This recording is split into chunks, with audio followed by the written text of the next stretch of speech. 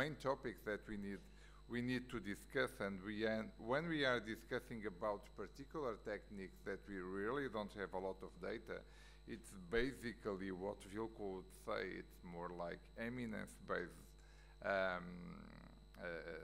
medicine or surgery, because it's basically what we do. And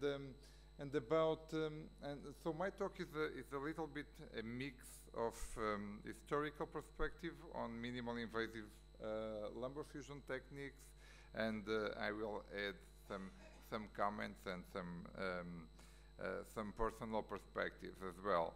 So we have all of these kind of approaches about most of the techniques that we can do open, we can do minimal invasive.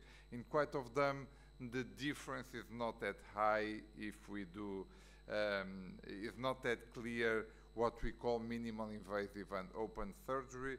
I've been seeing a lot of minimal invasive lumbar fusions where the approach is much bigger than some of my open approaches. So at the end, it's difficult to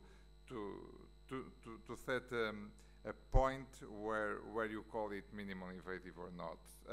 At the end, it looks like this kind of soup with letters with about the meaning of each of these acronyms. I think that, again, I'm quoting Kirkcaldy-Willis that says that management of back pain and the way we treat our patient is much more often based on our background and our concepts and our ideas than really on data and evidence. And if you look at patients like such as this one, probably if I would ask the floor here, probably we will have a lot of different perspectives and ideas, from simple decompression to different kinds of fusion, either posterolateral or interbody, or anterior approach, or lateral or posterior approach. So from considering minimal invasive lumbar fusions, our first approach was minimal invasive. Please, that basically the key concept was just to change from doing a midline approach where you see everything and you decompress the nerve roots, the thecal sac, and you put your screws there, and doing that you have to retract the muscles, of course, to try to minimize your approach and the approach-related complications that we can discuss. So basically, instead of doing a midline approach, we were doing two paramedian approaches, and then with those approaches that are positioned over the places where we want to decompress the nerve roots and the thecal sac. So we basically go there, decompress, and see the nerve roots, put the cage, put the screws through the same incision, and this was the way we used to do minimal invasive fusions like 10 to 12 years ago. So after this, we could treat patients such as this one. We could reduce the listhesis where there were listhesis. Cosmesis were good. Much more important, when you look there, you can see that even a bilateral approach, you almost see no scar tissue in the muscles. So you see the two cages there, but the muscles look quite good, and there is some data showing that this can be good, but the problem is that the thecal sac is there, and to put the cages, you always had to retract the thecal sac, and this could translate into some problems. Then there came new advances that allowed to change what we were doing, and two of the main advances was the concept of doing bilateral decompressing just to go coming unilaterally, and that's why I don't agree with my friend Mohammed, because I think we can decompress very well coming just from one side to decompress the contralateral side. All the decompression for spinal stenosis that I do with minimal invasive. I do all of them just unilaterally, and you can, as a matter of fact, you can decompress better the contralateral side than the ipsilateral side. And the other advances were the adding of percutaneous stabilization once the companies discovered the way to pass the rod. So putting percutaneous screws is there for a lot of decades. The problem was to pass the rod, and once they found it, we could do our percutaneous stabilization. So from minimal invasive PLIF, most of surgeons move to minimal invasive TLIF. So we can just do the approach from one side. You can decompress one or the two sides. You can do the percutaneous stabilization on the contralateral side. And since your approach is more lateral, you stay away from the dura and from the spinal canal. So the risk for dural leaks is much, and neural injury is decreased on TLIF. On the other hand, you have more risk for the exiting nerve root because you are closer to the DRG. So with minimal invasive TLIF, you can treat patients like this. You can see the decompression bilateral that you can achieve just from going unilateral, and you can put your instrumentation. So again, the cosmesis is quite nice. You keep, and again, you keep the muscles there.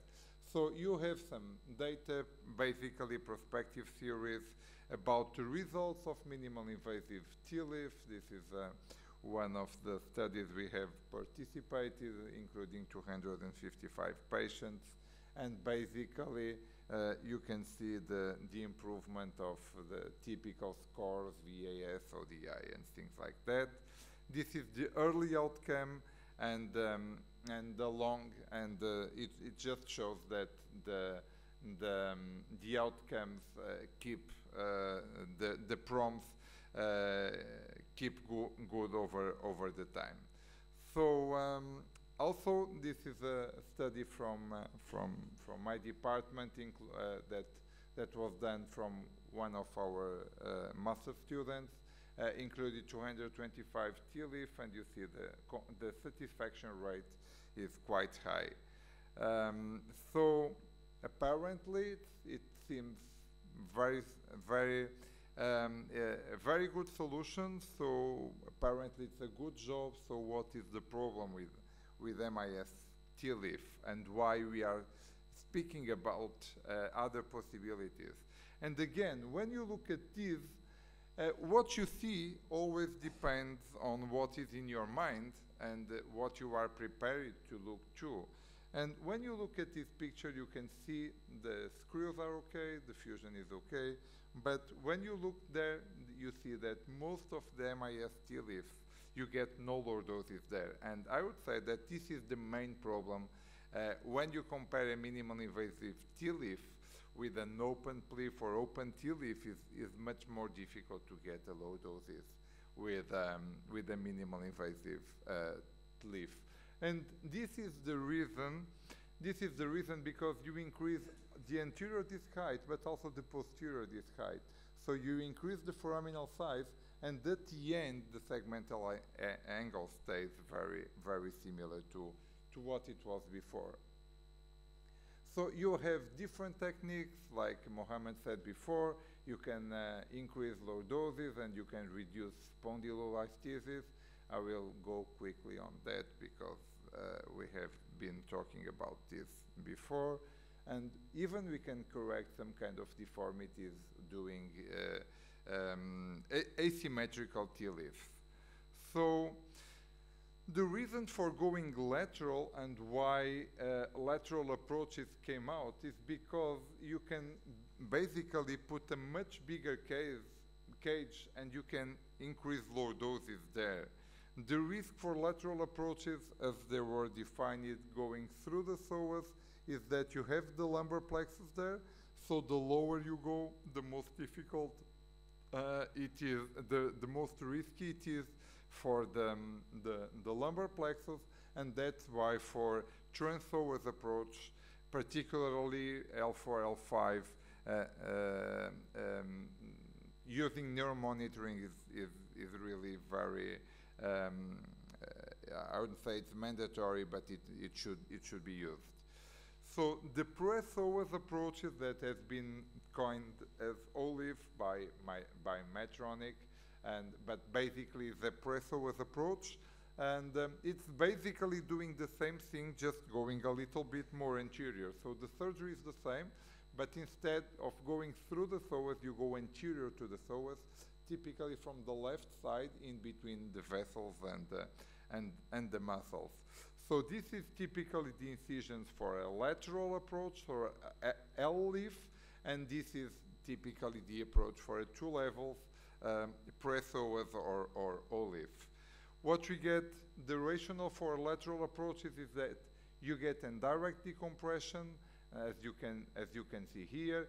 You didn't touch the yellow ligament, but since you distract the disc space, you have more space there because you have no more enfolding of the yellow ligaments. Midlift is a newer technique. It's basically doing a PLIF or a T-lift going from the midline, but minimizing your approach and your incision, because instead of using the typical trajectory for the screws, use cortical screws that go from midline, from medial to lateral, instead of going from lateral to medial. And this is the reason that when you do your approach and you have to put from the midline and you have to put traditional screws with the trajectory, you have to retract the muscles until this point to have an angle to insert your screw. So if you use a cortical screw, you go from midline to laterally, and so you can minimize your approach and minimize the retraction of the muscles. So this is the screw trajectories. The screws are different because they are cortical screws.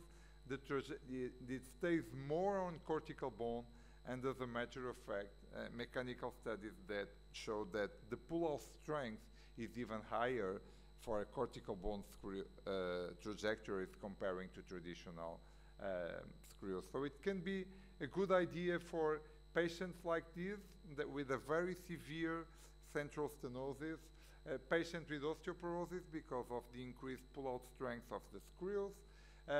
You can be used as a rescue technique when you are planning just to decompress and you have any problem during the surgery and you want to put screws, and instead of having to increase your incision and retract more the muscles, you can just put the screws in the same incision. And it's also, at least in my practice, is nice when you want to fuse just one level, but you have other levels you want to decompress, so you just go through the midline. So this is what you get. Basically, the dural sac, all the dural sac is decompressed there, and you have your screws closer to the midline, and your incision tends to be smaller than if you have a cortical traditional screw, where your entry point should be somewhere here.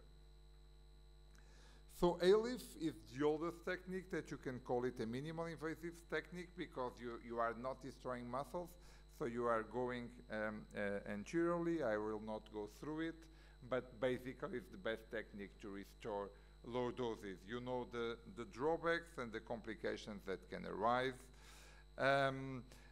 But basically, when you have collapsed disc and you want to restore low doses, particularly in L5S1, I think this is the best technique. Axial lift was common, particularly in US some years ago, is less and less popular, and I will not go through that. So again, how do you choose this? Basically, you have the thing, if you just do one thing, you tend to do the same for all of your patients, but it's also important that you look at your results, and if there is something that you think that can be better, that can be better for a particular patient, probably it is something you should think about. So my rationale is basically this, and this is my last slide. So I would say that just about minimal invasive, TLIF is the most versatile technique. I do olive particularly when I want to increase the foraminal height and to restore some sagittal and coronal alignment. Particularly, it's very useful for me, particularly in degenerative scoliosis. A-leaf is the best technique when you want to restore lordosis, particularly in L5S1. And mid-leaf, I use it when I have severe central stenosis, in revision surgery, and some patients with osteoporotic bone, and when I want to decompress adjacent level. So, quoting William Osler, I think medicine is a science of uncertainty and an art of probability, and we always have our bias, and we like to finish just inviting you for upcoming World Spinal Column Society meetings in Korea and Melbourne. Thank you. Yeah. Thank you, Paulo.